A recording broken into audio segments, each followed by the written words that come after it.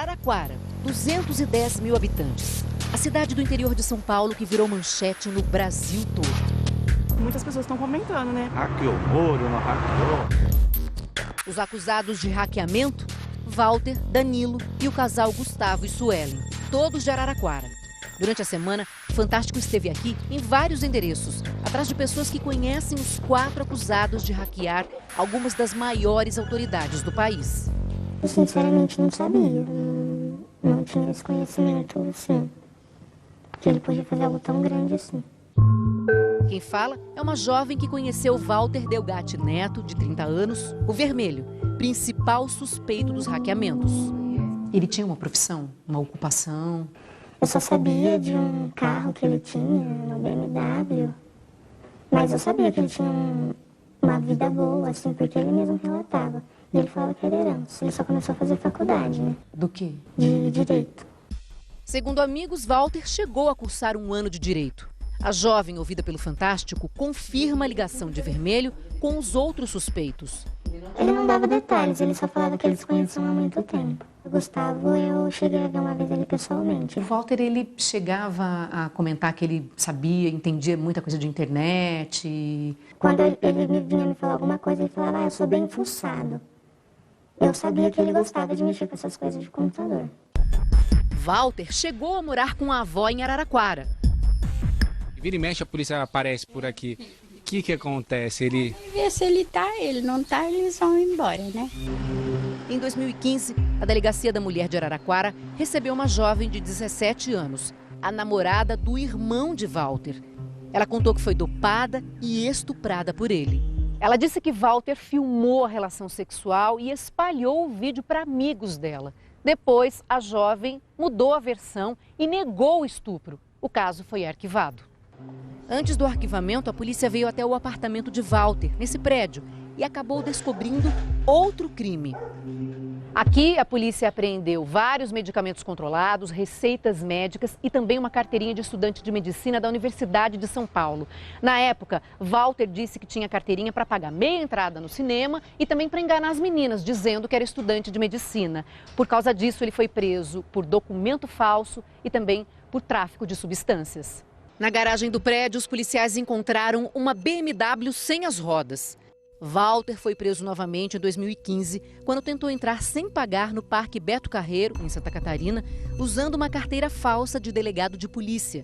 Nessa viagem, Walter estava com Gustavo Henrique Elias Santos e a namorada dele, Suelen Priscila de Oliveira, o casal que também é acusado de participar do hackeamento de autoridades. No mês passado, Walter deu sinais de que estava preocupado com a polícia. O episódio aconteceu em Araraquara e foi narrado por uma jovem que teve relações sexuais consentidas com ele dentro de uma Land Rover. Ela registrou um boletim de ocorrência dizendo que quando eles passavam de carro perto da rodoviária, Walter viu uma viatura de polícia. Ficou muito nervoso, expulsou a jovem do carro. Ela não conseguiu nem pegar as chaves de casa. 47 dias depois, Walter Delgatti Neto foi preso pela Polícia Federal num apartamento neste prédio em Ribeirão Preto, alugado em nome de Danilo Cristiano Marques, o outro acusado de hackear telefones, que também está preso. No depoimento à Polícia Federal, Danilo disse que não conhece nenhuma ocupação profissional que tenha sido exercida por Walter ao longo dos anos. Falou que o amigo sempre teve confusões com a polícia e relatava ser vítima constante de extorsões. Danilo contou aos policiais que Walter, às vezes, aparecia com carros luxuosos e que a ostentação de patrimônio atraía a atenção da polícia. Afirmou que não sabe dizer como Walter conseguia dinheiro para pagar as extorsões, nem para comprar os veículos.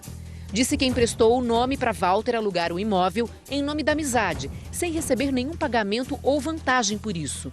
Que a internet do apartamento ficou em seu nome, Danilo, e que emprestou para Walter uma conta bancária, pediu um cartão extra e só Walter movimentava essa conta. Ele confirmou que fez operações de câmbio, segundo ele, a pedido de Walter, que disse ter extrapolado o limite de compra de dólares. Nós não conseguimos contato com os advogados de Danilo. Na investigação, a Polícia Federal já tinha encontrado operações financeiras suspeitas feitas em 2016 por Walter e Danilo.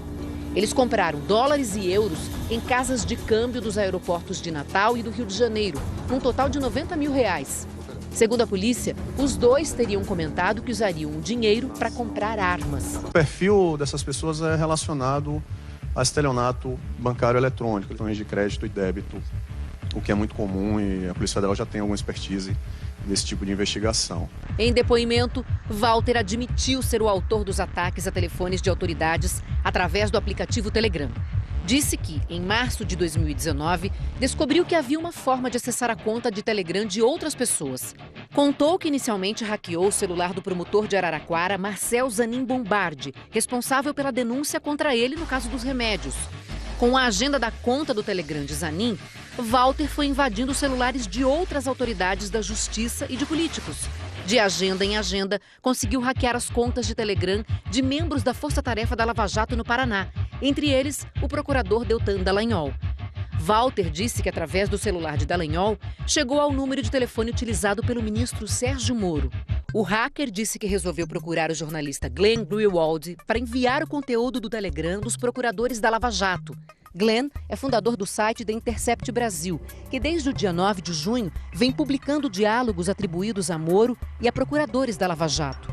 As conversas mantidas no Telegram mostrariam, segundo o site, que Moro não teria tido um comportamento isento como juiz da Lava Jato. Para chegar a Glenn, o hacker afirma que invadiu celulares de outras autoridades.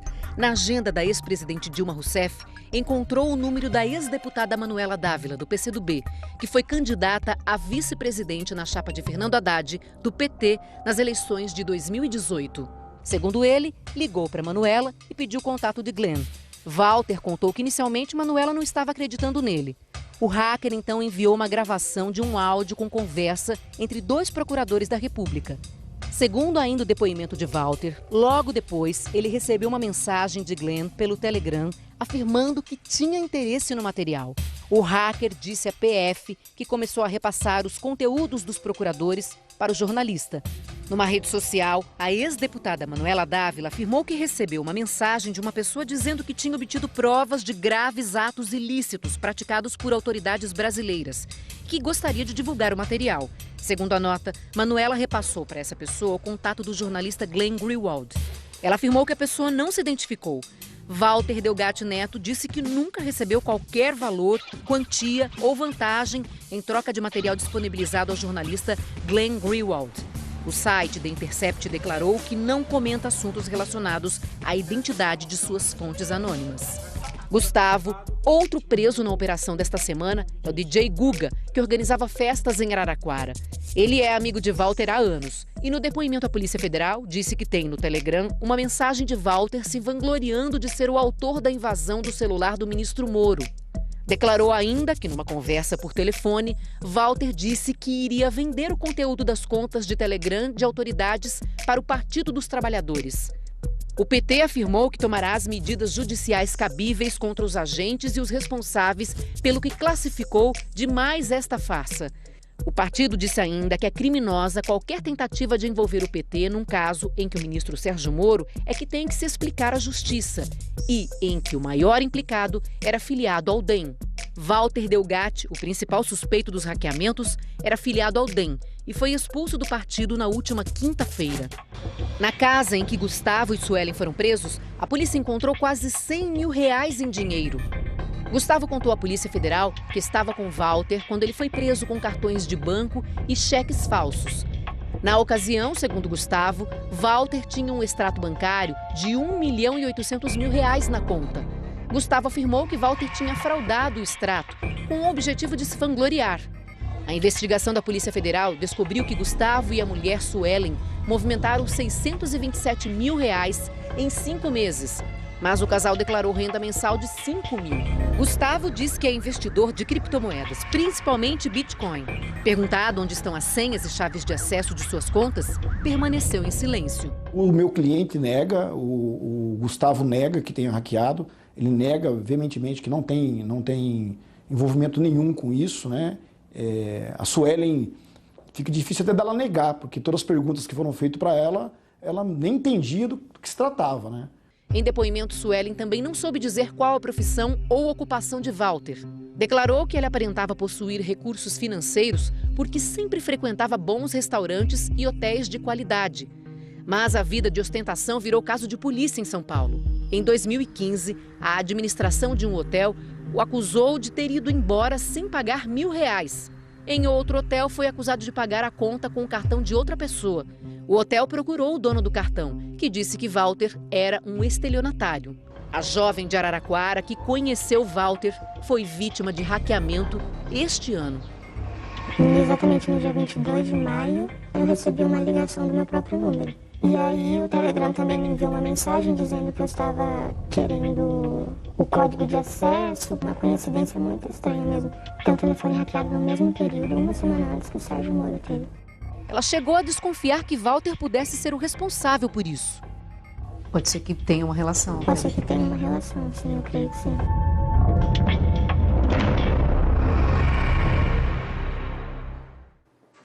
Pela primeira vez, os advogados de Walter Delgatti Neto se manifestaram publicamente sobre a invasão de celulares de autoridades. Em nota, os advogados dizem que Walter Delgatti Neto avalia que o sigilo no Brasil é frágil e que ele invadiu celulares de autoridades para testar falhas de segurança de aplicativos. Os advogados afirmam ainda que o conjunto das informações está devidamente resguardado por fiéis depositários, nacionais e internacionais. Sobre Walter, o texto também diz que ele não é filiado a agremiações político-partidárias e é desinteressado em política institucional. Entretanto, Walter Delgatti Neto era filiado a Democratas. Ele foi expulso do partido na última quinta-feira. Walter Delgatti Neto e os outros 3 investigados poderão conversar com o juiz responsável pela investigação numa audiência de custódia agendada para esta terça-feira pela manhã. As prisões temporárias foram prorrogadas e são válidas até quinta-feira. No fim do inquérito, suspeitos poderão responder por organização criminosa, invasão de dispositivo eletrônico e interceptação telefônica ilegal. De acordo com o jurista Eduardo Mendonça, quem guarda conscientemente arquivos e documentos obtidos de forma criminosa pode ser considerado cúmplice do crime. O jurista explica que o Código Penal define que quem colabora de qualquer forma para o crime é cúmplice e que a medida da colaboração definirá a dimensão da culpabilidade.